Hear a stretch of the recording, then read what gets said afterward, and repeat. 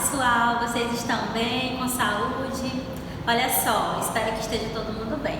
Hoje nós vamos continuar estudando aquele aspecto da literatura que nós vimos nas aulas anteriores, que é a ligação entre a literatura e a crítica social.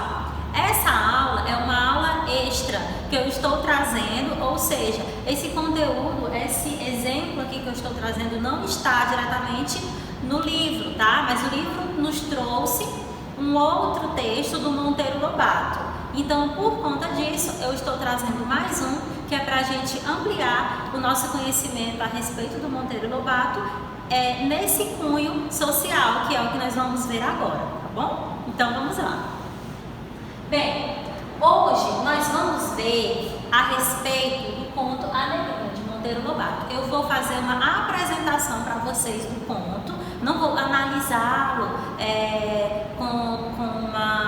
com destrinchamento dos elementos da narrativa, não. É só uma apresentação para que vocês possam então fazer a leitura e aí em um outro momento a gente analisa junto depois da atividade. Mas antes disso, vamos relembrar um pouquinho sobre Monteiro Lobato? Então vamos lá. Ele nasceu em 1882 e morreu em 1948. Como vocês podem perceber, ele nasceu no final do século XIX, tá? Um período de muitas turbulências, de muitos acontecimentos sociais, como por exemplo a abolição da escravatura, né? Então a gente tem aqui um Monteiro Lobato que tem esse olhar crítico para a sociedade. Ele é considerado, para fins didáticos, um pré-modernista. Como eu falei para vocês na aula anterior, vocês vão estudar o pré-modernismo no segundo ano do ensino médio. Mas desde já, o Monteiro Lobato, vocês já podem conhecê-lo como pré-modernista, porque o modernismo, de fato, foi um movimento do Brasil que se iniciou efetivamente com a Semana de Arte Moderna em 1922. Um movimento que buscava valorizar o Brasil, trazer mais cultura, né, para a nossa arte, uma cultura brasileira, ou seja, pegando apenas influências de fora, mas colocando os elementos brasileiros, tá? Meio que fazendo uma adaptação. Então, esse era o modernismo. E o pré-modernismo vinha então trazendo uma proposta de linguagem mais coloquial, de falar das coisas do Brasil, de ter esse olhar mais crítico para o Brasil, como a gente tem com o Monteiro Lobato e outros autores também, como por exemplo Lima Barreto, entre outros, tá bom? Só para vocês entenderem aí desde já do que é que eu estou falando, tá? Maravilha!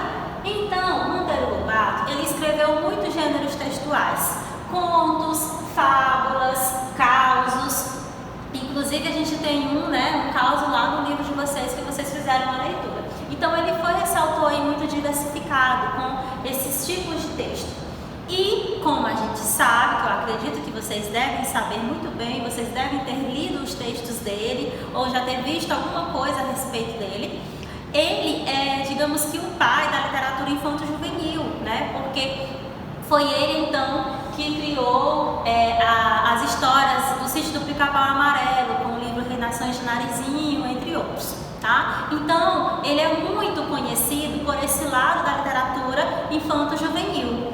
Mas, como vocês estão aprendendo hoje, ele não tem só esse lado. Ele também é um homem muito crítico, muito polêmico, porque falou muito sobre as questões sociais.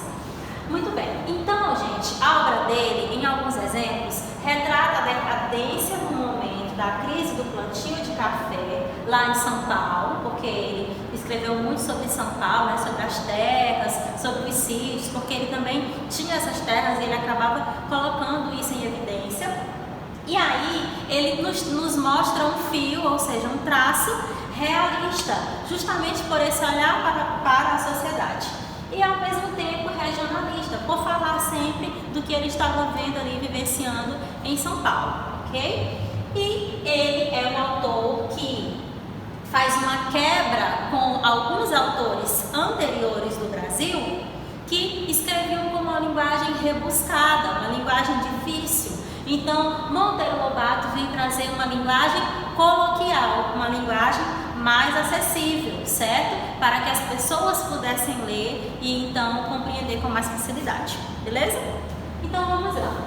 O conto A Negrinha é um conto que está dentro do livro A Negrinha, que tem esse conto e outros mais, do Monteiro Lobato. Ele é narrado em terceira pessoa, ou seja, é um conto com o narrador observador.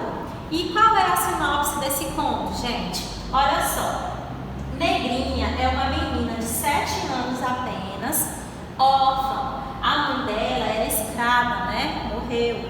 E aí, Negrinha morava com a dona Inácia, que é a grande vilã aí da história, que não acostumara com o fim da escravidão, que havia sido em 1888. Então, Monteiro Lobato vem trazer para a gente esse contexto aí de pessoas que eram donos de fazenda, donos de terras, né, de propriedades, que era exatamente a estrutura social do Brasil no meio rural, ou seja, a estrutura econômica do Brasil ainda era muito voltada para essas propriedades rurais, para o rural. Então essas pessoas, elas dependiam da mão de obra escrava, e a gente tem aí um contexto que está se transformando, ou seja, eu tenho fazendeiros, donos de propriedades que tinham escravos e de repente não tem mais. E aí, o que fazer?